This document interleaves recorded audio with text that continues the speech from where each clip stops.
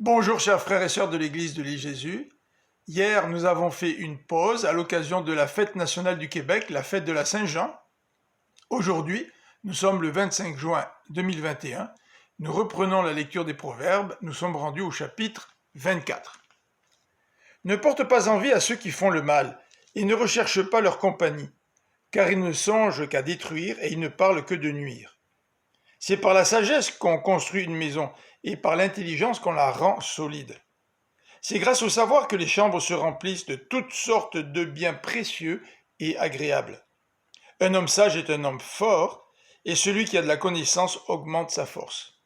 En effet, c'est par une bonne stratégie que tu gagneras la bataille, et la victoire s'acquiert grâce à un grand nombre de conseillers. Pour l'insensé, la sagesse est trop élevée.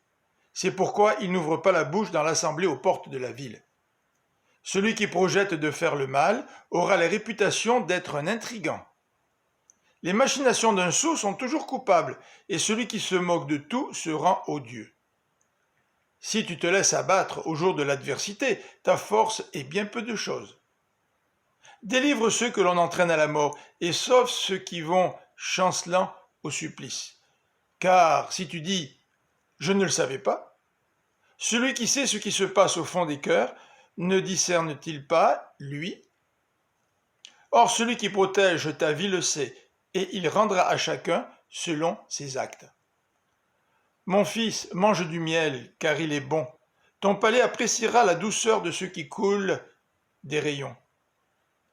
Aussi douce sera pour toi la sagesse, si tu la trouves. Il y a de l'avenir pour toi, et ton espérance ne sera pas déçue. Méchant, ne tends pas de piège contre la maison du juste, et ne détruis pas sa demeure, car même si le juste tombe 7 fois, il se relèvera, alors que les méchants s'effondrent dans le malheur.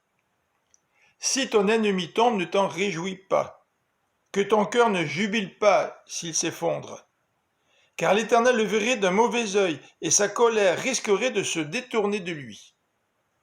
Ne t'irrite pas au sujet de ceux qui font le mal, et n'envie pas les méchants. Car ceux qui font le mal n'ont pas d'avenir, et la vie des méchants s'éteindra. Respecte l'Éternel, mon fils, ainsi que le roi. Ne t'associe pas à ceux qui veulent tout bouleverser, car leur ruine viendra de façon soudaine, et qui sait quel malheur l'Éternel et le roi peuvent causer. Voici encore des proverbes émanant des sages. La partialité en justice est une mauvaise chose. Un juge qui dit à un coupable « tu es acquitté » s'attire la malédiction des foules et l'indignation des gens. Mais ceux qui le condamnent s'en trouveront bien et ils obtiendront bénédiction et bonheur. Celui qui répond franchement donne une preuve de son amitié. Assure ton travail au dehors, prépare bien tes champs, après cela tu pourras bâtir ta maison. Ne témoigne pas sans raison contre ton prochain et ne trompe pas par tes paroles. Ne dis pas « je le traiterai comme il m'a traité. Je rendrai à cet homme selon ce qu'il a fait. » J'ai passé près du champ d'un paresseux et le long du vignoble d'un homme sans courage.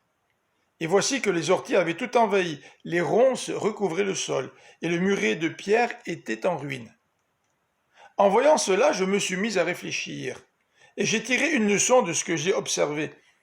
Je vais juste faire un petit somme, dis-tu, juste un peu m'assoupir, rien qu'un peu croiser les mains et rester couché un instant, mais pendant ce temps, la pauvreté s'introduit chez toi comme un rôdeur et la misère comme un pillard.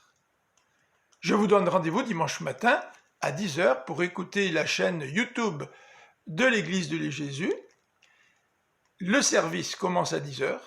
Vous avez donc l'occasion d'écouter en direct les chants et la prédication. Que le Seigneur vous bénisse et vous donne une bonne fin de semaine. À bientôt.